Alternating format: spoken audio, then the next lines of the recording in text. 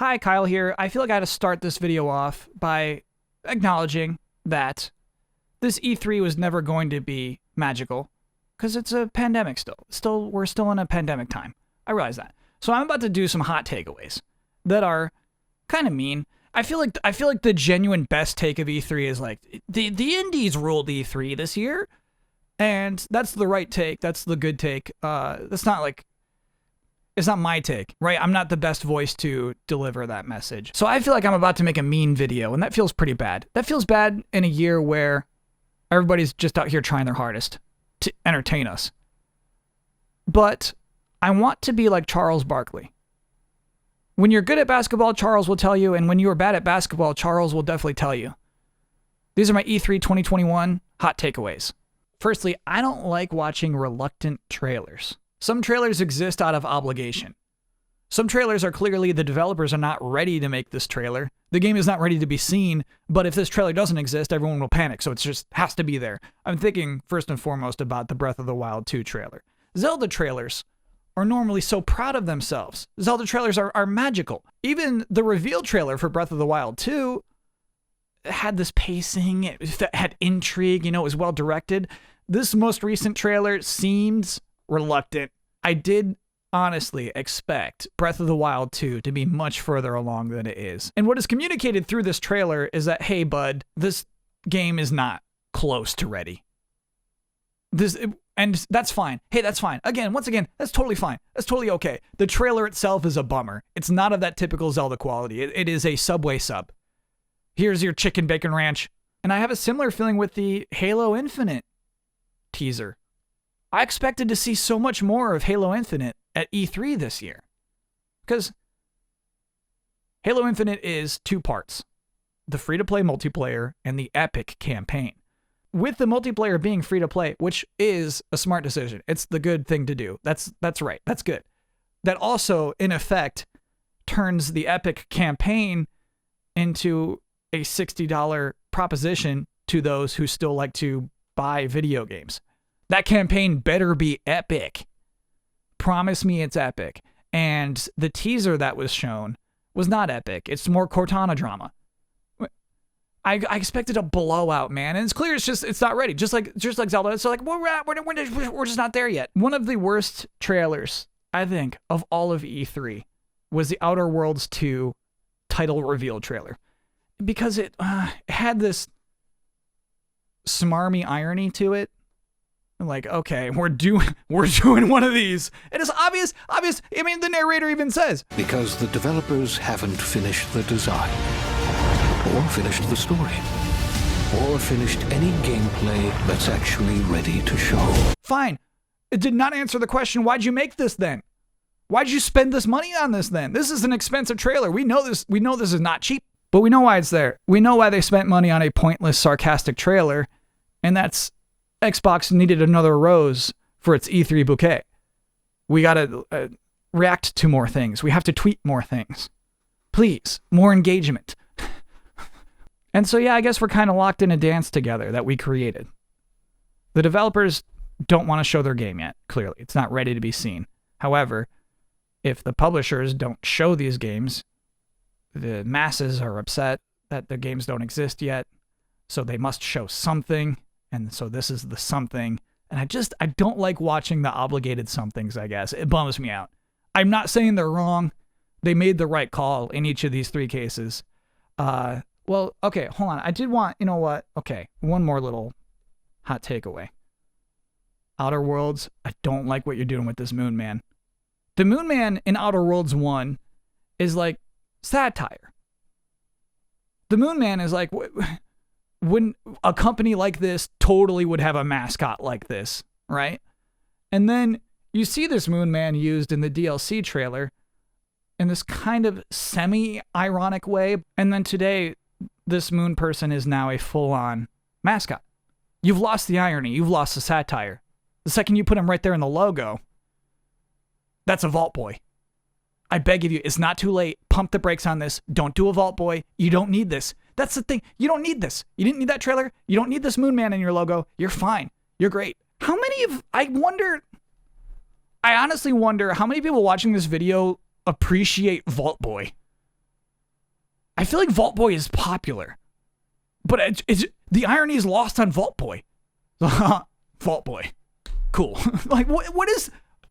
There's no satire left in Vault Boy if you're using him on the box of your game.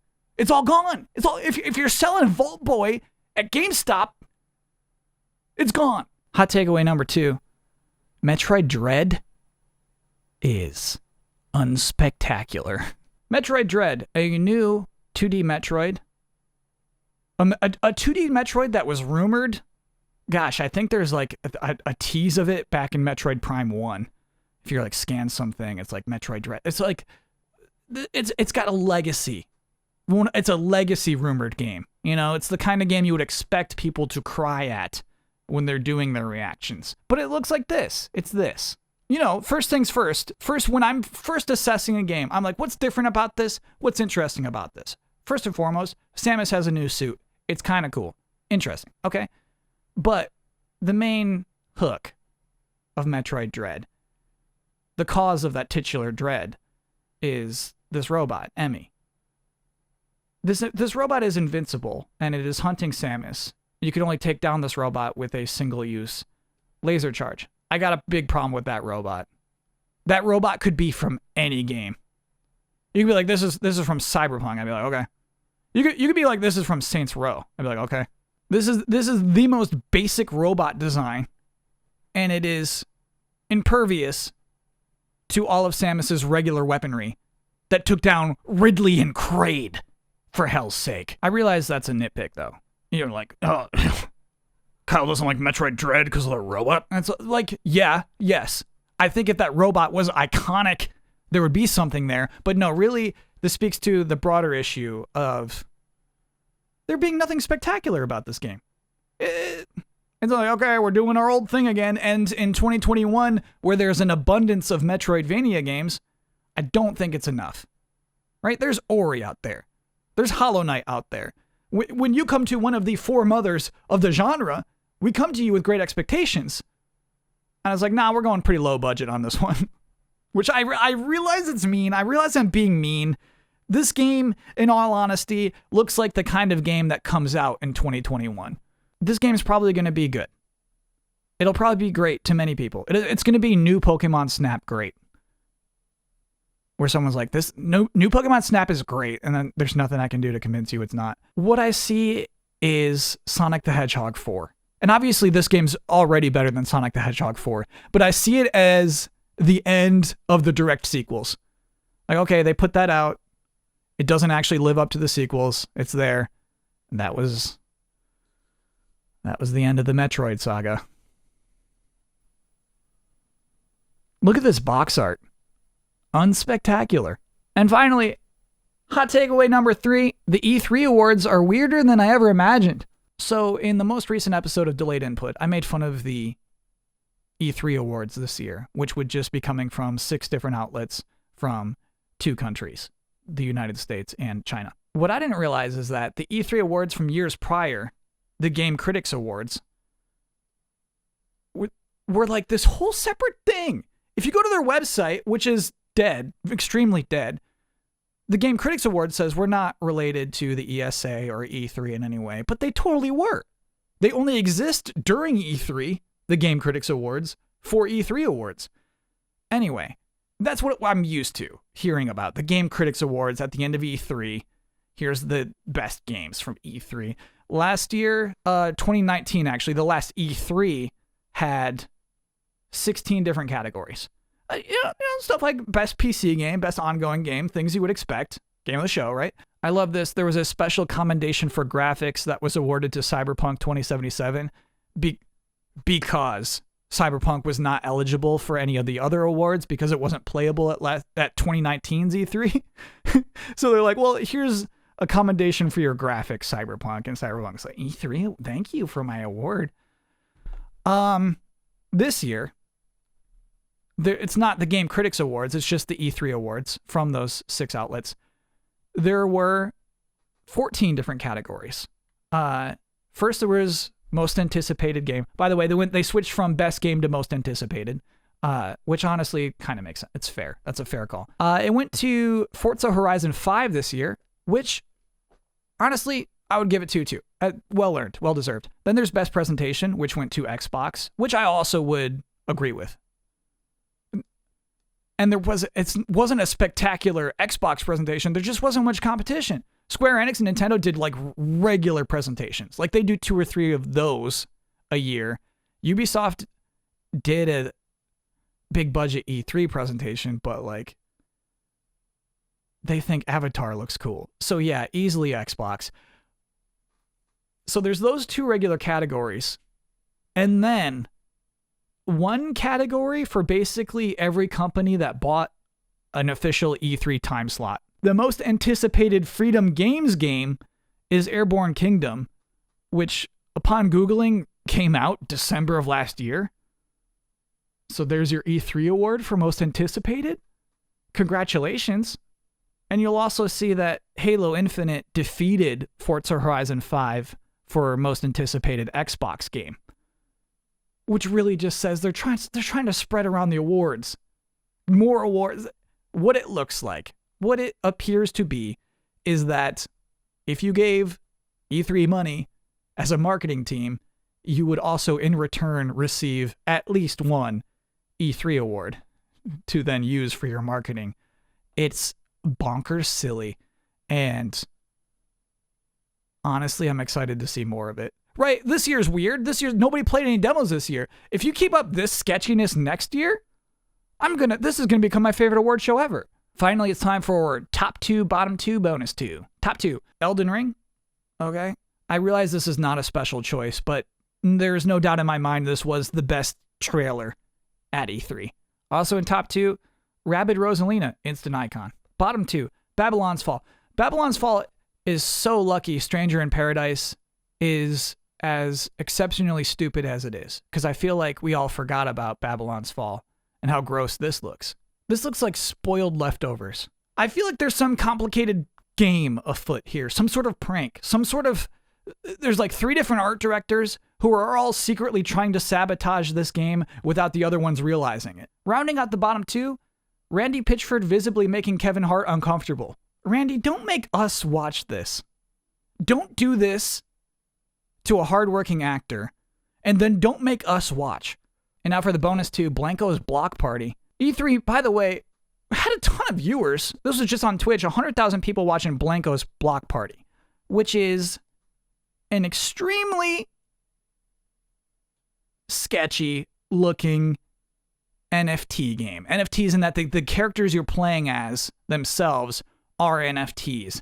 And the sales pitch is that you can earn money by playing this game. I feel like there are so many people who are just trapped. So many people expecting great things to happen, and then they're just watching Blanco's Block Party. I want to share with you the madness of this. So obviously this was this studio, Mythical Games, buying out a time slot. The weirdest part of this to me has to be this steampunk VTuber who's an NFT investor explaining why this game needs to have epic gameplay juxtaposed to the gameplay that is decidedly not epic.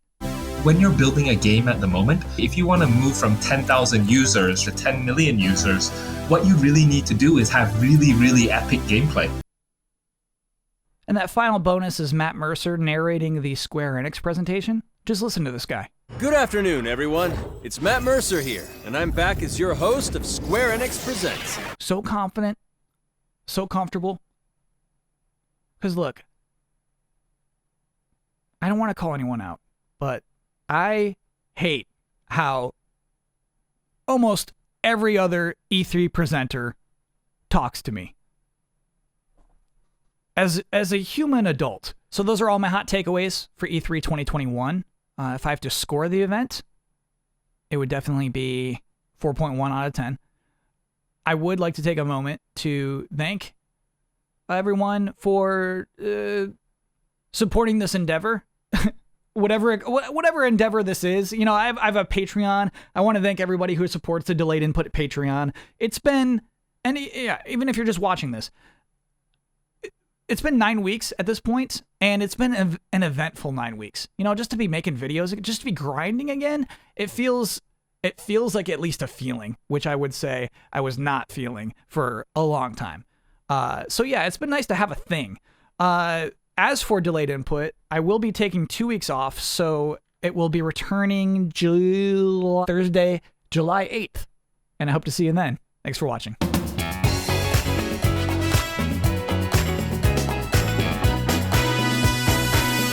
So on the most recent episode of Delayed Input, I did a kind of facetious segment, my 6 burning questions for E3 2021. I thought it actually might be kind of fun to do a follow-up now that E3 is over. My first question was, is Halo Infinite still bad? People seem pretty excited about the multiplayer, and I think for good reason.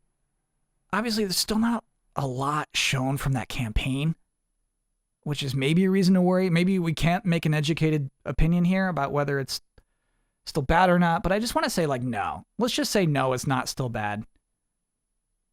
Just to say one nice thing in this whole video, you know? Question number 2, will Elden Ring remain a meme? I think the meme might be over. January 21st is the release date. I think if it gets delayed past that, which is still, it could definitely happen. The meme will revive once more, but for now, I think it's dead. Number 3, is Final Fantasy Souls better in my mind than in reality? Yeah. Yes. Yeah, I had a pretty good thing in my mind. I knew it. I knew there was something wrong. The second this animation, before the even trailer started, there was this animation and you see this sword. And I said, that sword is not right. Please don't be Final Fantasy. So if you beat the demo, it gives you a prompt for a survey. And normally I'd like to think of myself as someone who is above filling out a survey to say mean things. And I honestly just, I let them have it with the survey. I filled out the survey. And it's like, you should be nice. Game developers are people, right? Absolutely, we should all acknowledge that. Like, don't be mean to game developers. But also, these are adults who are making bad art. And they're charging people money for their bad art. So if they come to me with a survey asking for my opinion, I would deliver my opinion. And it was not kind. Number 4, will Shogma Vey defeat the Old Whispers? No. Number 5, will Nintendo run away with the E3 awards? I mean, Nintendo did win most anticipated Ubisoft, so that was unexpected. But no. Number 6, is 2021 going to continue to be pretty weird? Yeah. We knew it would, and it's going to be. I will say that the Super Switch, I'm wondering if the Super Switch will even come out this year. Obviously, it exists. Bloomberg doesn't lie to us like that. But obviously, also something is probably going wrong. And so, yeah, I don't know. It's going to be weird. Things are going to continue to go wrong, most likely, across the board. Except for hopefully in your life.